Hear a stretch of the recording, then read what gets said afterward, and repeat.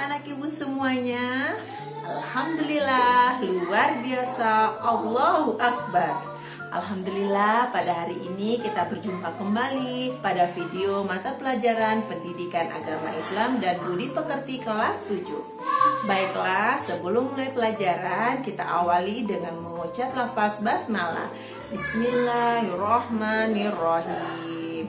Pada hari ini kita akan mempelajari materi bab ke-10 dengan tema Islam memberikan kemudahan melalui sholat jamak dan qashar.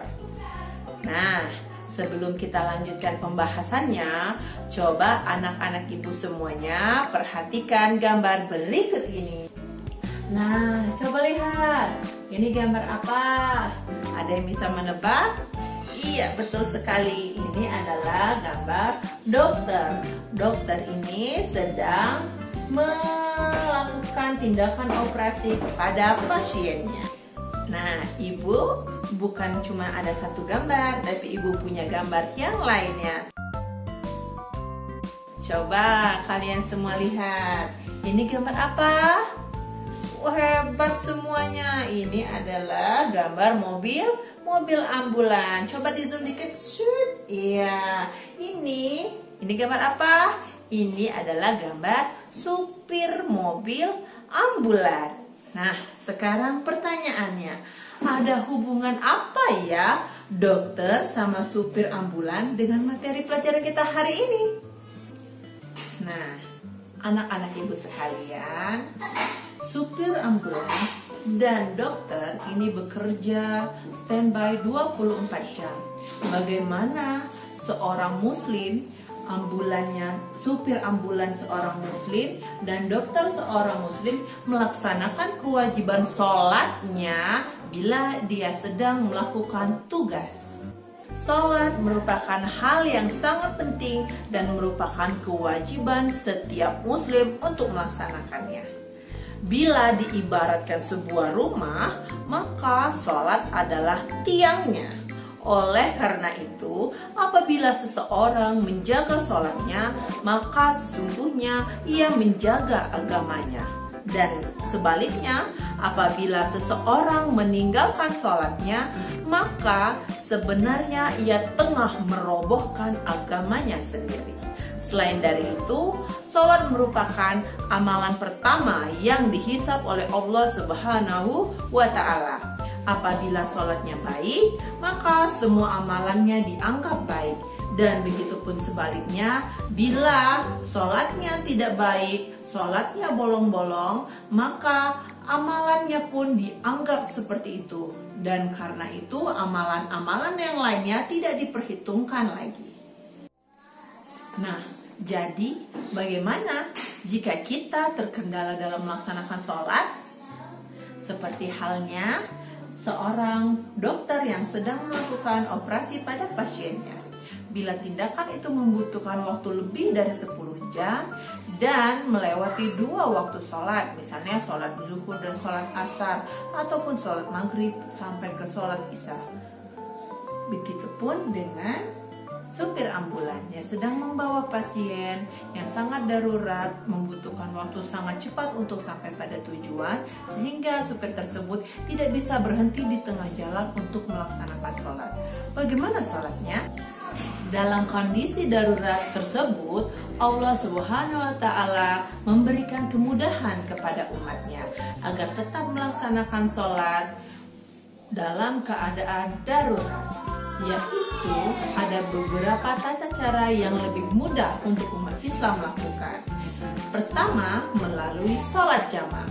Kedua, sholat qashar. Dan ketiga, sholat jamak qashar. Nah, bagaimana ketentuan ketiga sholat tersebut? Simak video ibu terus ya. Yang pertama yaitu sholat jamak. Sholat jamak merupakan sholat fardu yang dilaksanakan dengan menggabungkan 2 waktu sholat menjadi 1 waktu.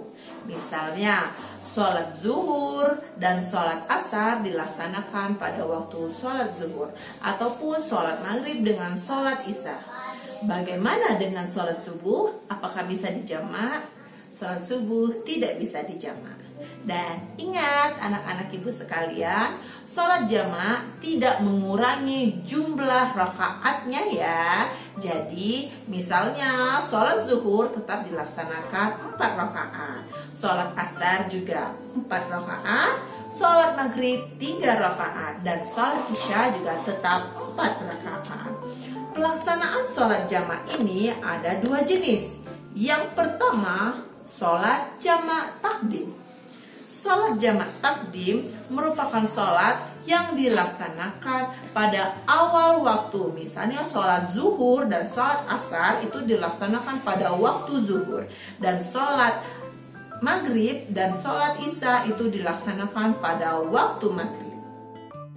Dan yang selanjutnya itu ada jamaah takhir, yang menggabungkan 2 sholat fardu tapi dilaksanakan pada waktu sholat yang kedua. Misalnya sholat zuhur dengan sholat asar itu dilaksanakan pada waktu sholat asar, dan sholat maghrib dengan sholat isya dilaksanakan pada waktu sholat isya. Sholat ini dilaksanakan hanya boleh dalam keadaan tertentu. Misalnya yang pertama, sedang sakit yang membutuhkan istirahat total. Yang kedua, seorang dokter yang sedang mengoperasi pasiennya sehingga tidak dapat ditinggalkan. Yang ketiga, itu melaksanakan perjalanan yang jauh dan tidak bisa istirahat. Misalnya seperti yang dicontohkan sebelumnya tadi, seorang supir ambulan yang membawa pasien dalam keadaan darurat. Nah, yang kedua ada namanya sholat qashar. Sholat qashar, sholat apa itu? Sholat qashar merupakan sholat fardu yang dilaksanakan dengan cara meringkas bilangan rakaatnya. 4 rakaat menjadi 2 rakaat. Sholat yang diringkas hanya ada 3 saja, yaitu sholat zuhur, sholat asar, sama sholat isya. Nah, karena sholat ini hanya meringkas, sehingga tidak ada yang namanya sholat qashar takdim ataupun qashar takhir. Sholat ini hanya dilaksanakan ketika sedang dalam perjalanan jauh atau terjadi peperangan sehingga kondisi tidak aman. Kemudian yang ketiga adalah sholat jamaah qashar. Sholat jamaah qashar merupakan sholat fardu yang dikerjakan dengan cara digabungkan waktunya dan diringkas rakaatnya. Misalnya sholat zuhur dengan sholat asar, maka diringkas melaksanakan sholat zuhur 2 rakaat, kemudian dilanjutkan lagi melaksanakan sholat asar 2 rakaat. Begitu juga dengan sholat maghrib dan sholat isya.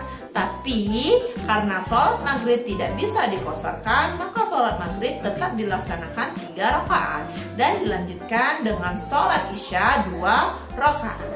Seperti halnya sholat jamaah qashar pelaksanaannya dibedakan menjadi 2 jenis. Ada jamaah qashar takdim yang dilaksanakan waktu sholat yang pertama, dan jamaah qashar takhir yang dilaksanakan waktu sholat yang kedua.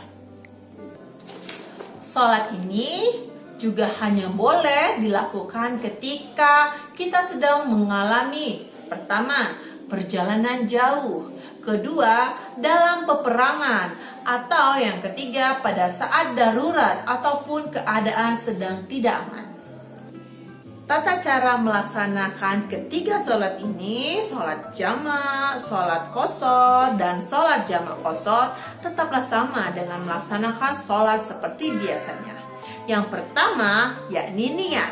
Ketika hendak sholat, kita awali dengan niat di dalam hati untuk melaksanakan sholat jamaah atau sholat qashar atau sholat jamaah qashar.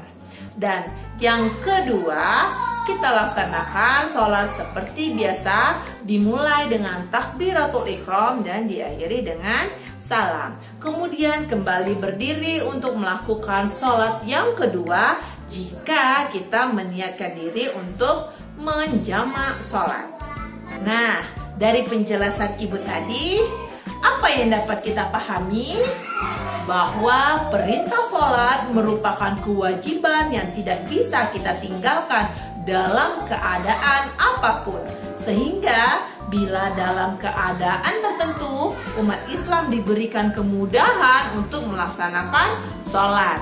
Ingat ya, hanya dalam keadaan tertentu. Seperti apa? Seperti yang sudah kita contohkan tadi, misalnya dalam keadaan darurat seperti dokter yang ingin mengoperasi pasiennya dan seperti supir ambulan, ataupun sedang berada di dalam perjalanan yang jauh, atau keadaan negara kita sedang berperang. Bila kita mengalami hal yang disebutkan tadi, maka kita tetap bisa melaksanakan ibadah sholat dengan beberapa cara, yaitu di jamak, di qashar, ataupun di jamak qashar. Materi pada video pembelajaran pendidikan agama Islam dan budi pekerti kita pada kali ini semoga bermanfaat untuk kita semuanya. Jangan lupa tetap belajar ya. Mari kita akhiri pembelajaran pada kali ini dengan membaca lafal hamdalah. Alhamdulillahirabbil alamin. Assalamualaikum warahmatullahi wabarakatuh.